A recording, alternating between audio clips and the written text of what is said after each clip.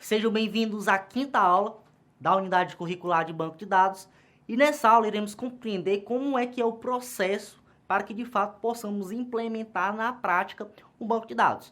Para isso, temos que ter três modelos em mente: o modelo conceitual, o lógico e o físico. O modelo conceitual é a primeira fase de modelagem de dados, é a primeira etapa de fato na construção de um banco de dados, onde representa algo do mundo real por meio de uma visão simplificada, os dados e seus relacionamentos, como por exemplo, quais os dados vão ser necessários para armazenar naquele banco de dados e como esses dados se relacionam entre si, como é que eles podem trocar informações e funcionar e algo do tipo. Essa modelagem preocupa-se em descrever quais dados serão armazenados no banco de dados e quais dados se relacionam. Basicamente, essa é a função dela. Para fazer o modelo conceitual, é necessário entender que dados o usuário final espera que o sistema disponibilize. A modelagem conceitual fornece uma visão mais próxima do modo como o usuário visualiza os dados realmente. Exemplo, um cadastro de um produto em uma loja.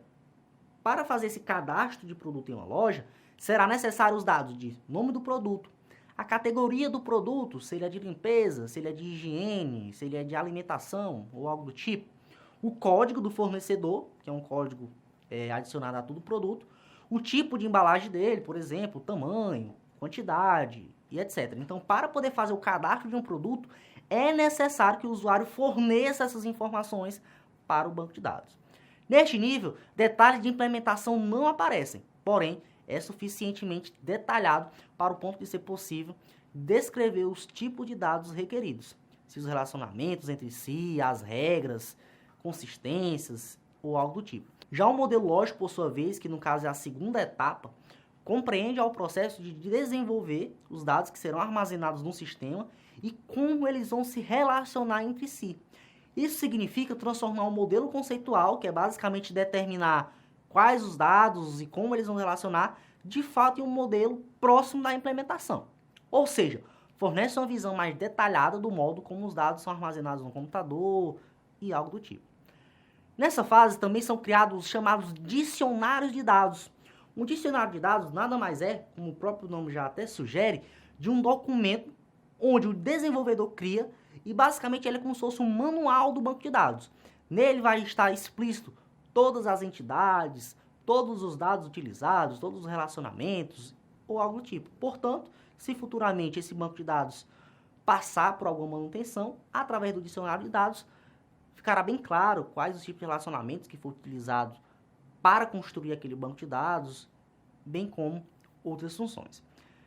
Uma vez que toda a etapa de modelagem esteja concluída, será necessário implementar ou criar a base de dados no SGBD, no gerenciador de banco de dados escolhido. Essa fase requer que o desenvolvedor conheça a linguagem SQL, conforme falado na aula anterior, e conheça algum SGBD, como também já foi citado alguns na aula anterior. Um ponto importante a se destacar até aqui é que para que seja possível criar uma modelagem de base de dados, é necessário uma grande interação do usuário com o desenvolvedor do sistema. Portanto, antes que de fato o banco de dados seja desenvolvido, é necessário fazer o que a gente chama de análise de requisitos, onde o desenvolvedor vai até o cliente e o cliente vai descrever para ele quais as necessidades que ele precisa para aquele banco de dados. Assim, o desenvolvedor vai registrar todas aquelas demandas e vai tentar implementar tudo isso de maneira prática no banco de dados. Essa interação faz parte e necessária, uma vez que o projetista da base de dados, para que ele possa desenvolver tudo isso, precisa ter uma clara compreensão do que o usuário espera do sistema. Que tipo de relatórios o usuário espera que ele disponibilize, bem como saber quais os objetivos do sistema e outras funções. Portanto, podemos concluir que para poder construir de fato o banco de dados, a primeira etapa a se fazer é essa análise de requisito, esse contato com o cliente para saber as necessidades que ele quer.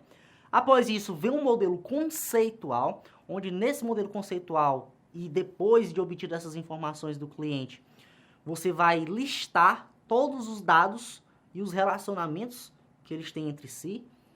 A próxima etapa vai ser o modelo lógico, onde nesse será, por exemplo, criado um dicionário de dados, será criado todo um diagrama de relacionamentos, onde ficará bem claro o funcionamento do banco de dados. E a última etapa, que é a modelagem física.